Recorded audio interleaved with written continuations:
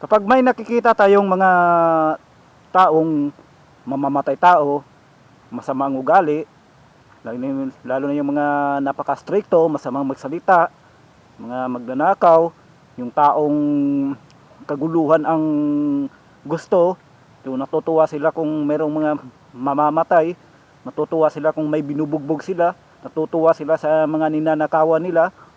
So ang tawag mo sa kanila doon ay, di ba, ano, mga demonyo. Pero ito ba talagang demonyo na tinatawag ng mga tao na kapag sinabi mo ng demonyo, yung alam na nila yan kung anong klaseng tao ang demonyo. Siyempre ito ang pinakamasamang tao, pinakamasamang ugali. So mula kay Pinoy Mystery Channel, mga kapatid, totoo bang nilalang ang demonyo? O totoo ba ang demonyo? O isa lamang masamang ugali o katang-isip lang talaga ito? Okay, so kung bago ka pa lang sa channel ni Pinoy Mystery Channel, ay mag-subscribe ka na sa channel niya at wag mo na rin kalimutan i-click ang notification bell para lagi kang updated sa mga video na i-upload niya. So napakagandang magpaliwanag ito ni Pinoy Mystery Channel, mga kapatid. So kung trip mo ang ganitong klase mga video niya, ay bisitahin mo ang link video dito sa ibaba. Nilagay ko sa aking description. At huwag mo na rin kalimutan mag-subscribe sa channel ko, Pinoy Mystery Channel. At click mo na rin ang notification bell. Huwag mo na rin kalimutan i-click ang notification bell para updated ka sa mga bagong reaction video na i-upload ko. Okay, so huwag na natin patagalin to, mga kapatid. Simulan na natin.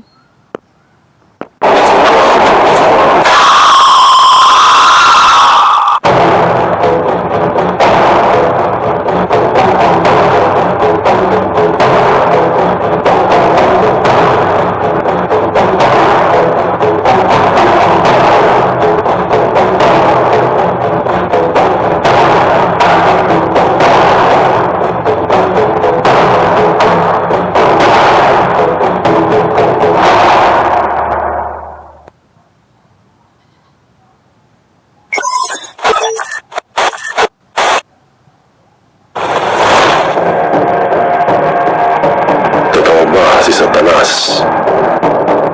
Kung ikaw ay may paniniwala sa Diyos, malamang ikaw ay naniniwala rin kay Satanas. Mula pa sa pagkabata hanggang sa tayo ay lumaki, itinatak na sa ating puso at isipan na mayroong isang masamang nilalang na walang hangarin kung hindi kasamaan sa mundong ibabaw, at ang pangalan nito ay Satanas.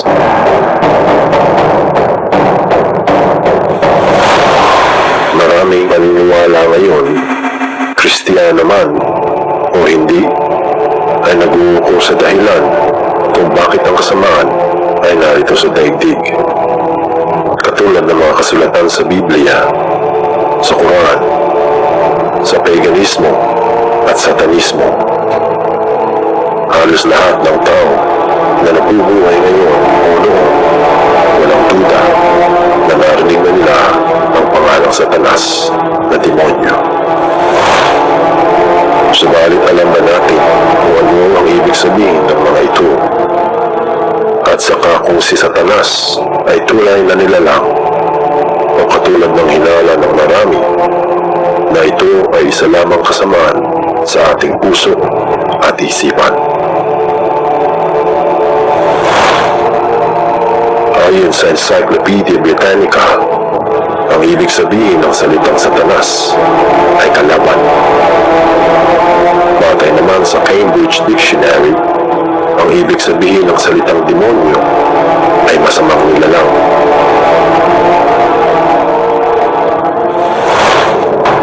Sa madaling salita, si Satanas ay isang masamang nilalang na kalaban ng Diyos.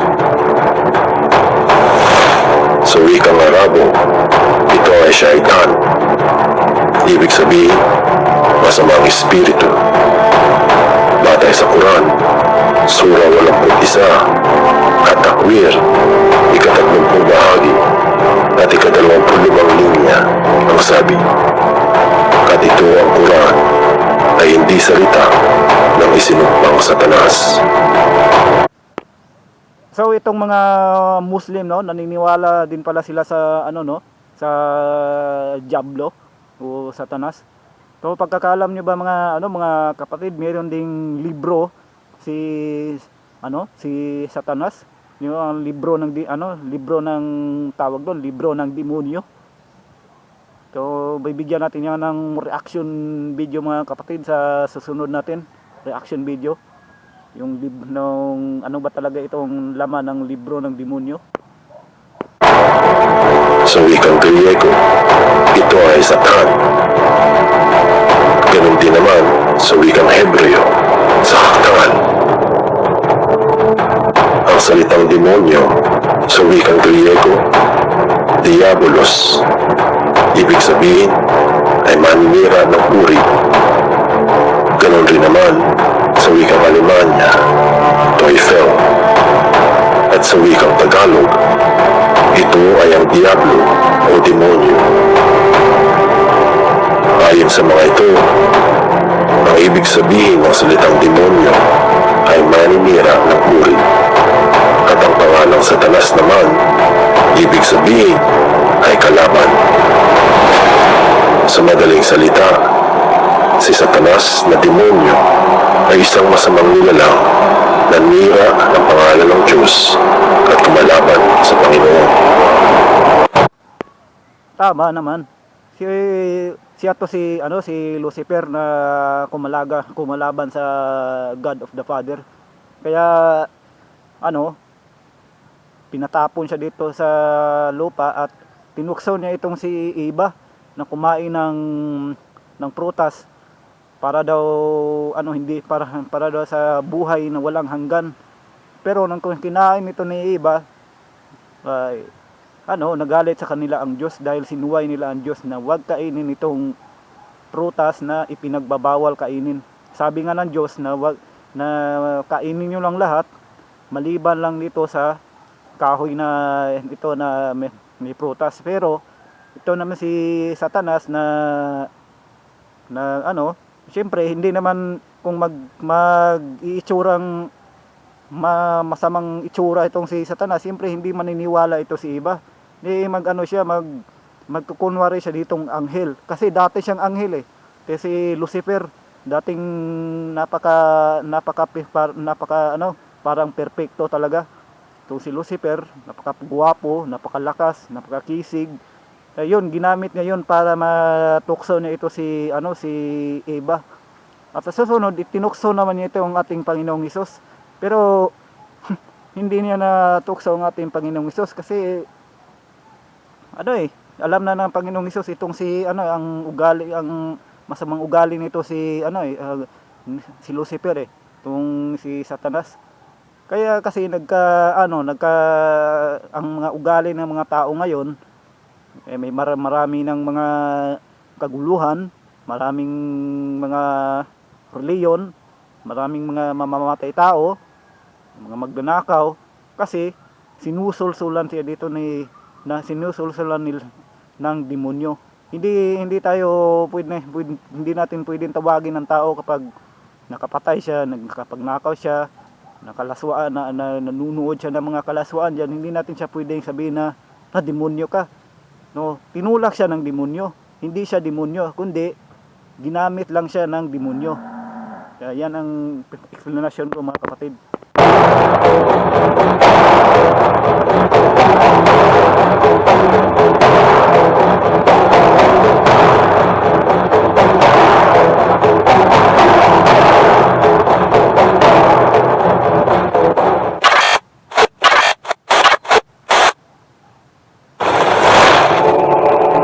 Ayon sa Biblia, ito ang nanukso kay Jesus sa disyerto. Sa libro ni Mateo, Kapitulo 4, sa una at 10 verso, ang sabi, inihatid ng Espiritu Santo si Jesus sa ilang upang siya ay tuksohin ng Diablo. Sinabi sa kanya ni Jesus, "Umayo ka, Satanas." Batay dito, ang masamang nilalang na si Satanas ay naglakas loob na akitin si Jesucristo nung ito ay nag-iisa.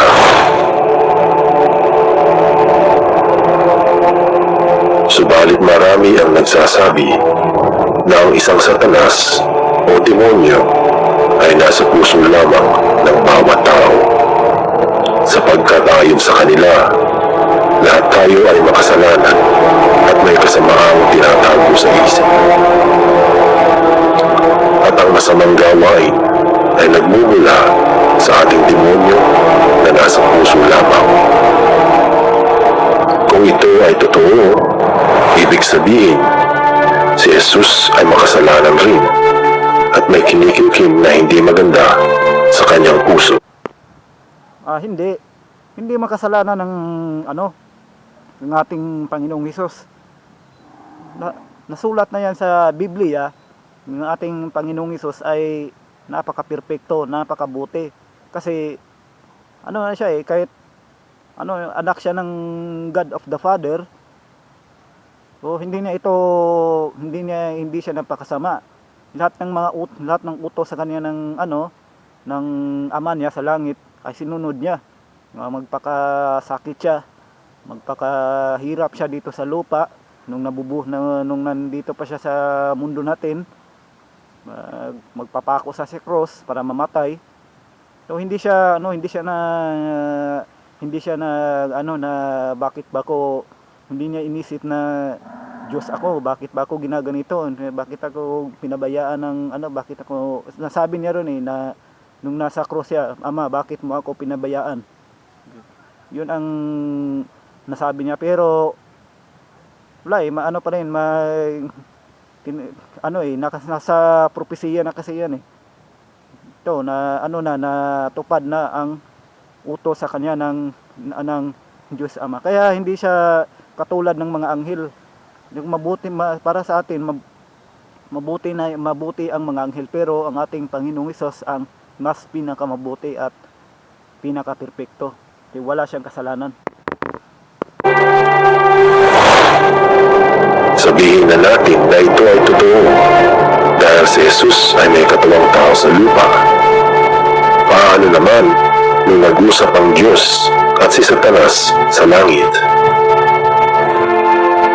Sa libro ni Job, Kabanata 1, ika-8 at 9 na berso, ang sabi, "At sinabi ng Panginoon kay Satanas, nang magkagayon, sumagot si Satanas sa Panginoon." Kung totoo na si Satanas ay nasa puso lamang ng tao, bakit ito nakikipagsagutan sa mga tanong ng Diyos? At bakit ito nasa langit? Hindi nga ba ang mga nasa langit ay ang mabubuti lamang? Bakit naman sila magkakaroon ng kasamaan sa kanilang puso? Ang banal na kasulatan ay magpapatunay na si Satanas na demonyo o ang Diablo ay tunay na nilalang. Hindi ito kalasmaan sa isip o kasamaan sa ating puso. Sa katunayan, maraming masasamang espiritu na nagkakalat ng lagim sa daigdig.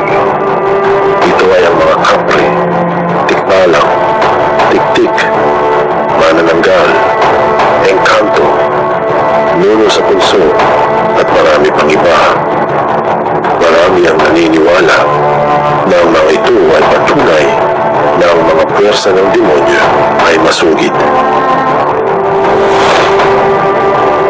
Hindi lang ito ang mga karumal-dumal na pangyayari at kaganapan na nasasaksihan natin ngayon sa mundo at pruweba na ang Diablong si Satanas na demonyo ay totoo.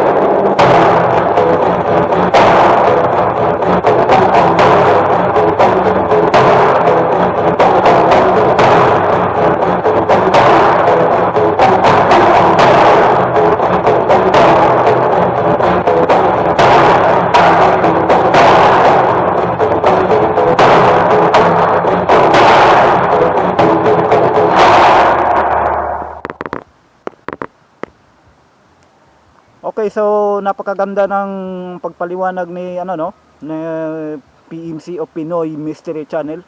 So totoong nag-i-exist pa rin hanggang ngayon ang demonyo. O ito si ang mga kampo niya at pinamumunuan ito ni Lucifer.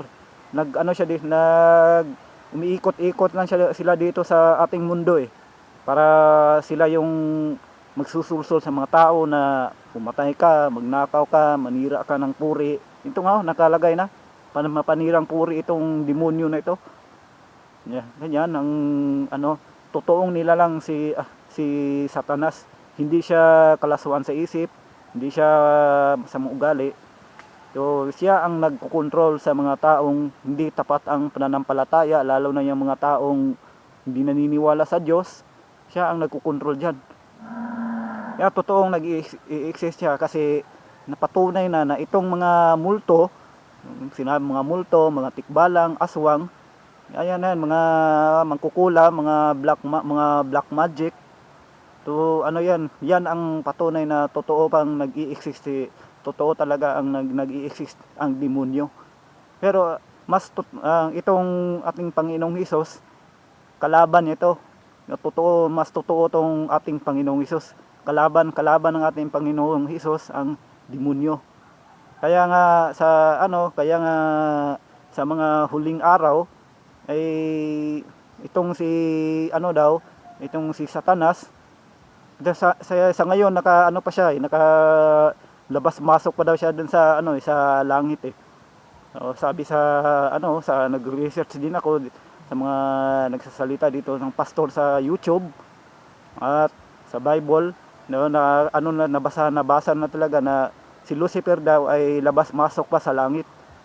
Pero sa mga huling araw ay sa mga paghuhukom na talaga ng rapture, ng pagbaba ng Panginoong Hesus ay hindi na siya tuluyan na siyang sisiraduhan ng langit. Hindi na siya welcome doon. At lahat ng mga kampo niya ni Lucifer at itong mga masasamang tao, itong mga false prophet, antikristo, itatapon na sa dagat-dagatang apoy. Pati na yung mga nasa Hades ngayon, yung mga namatay na mga makasalanan na nasa Hades pa.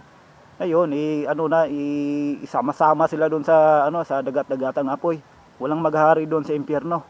Kasi si Lucifer hindi totoo yan na siya ang maghari doon sa lake of fire.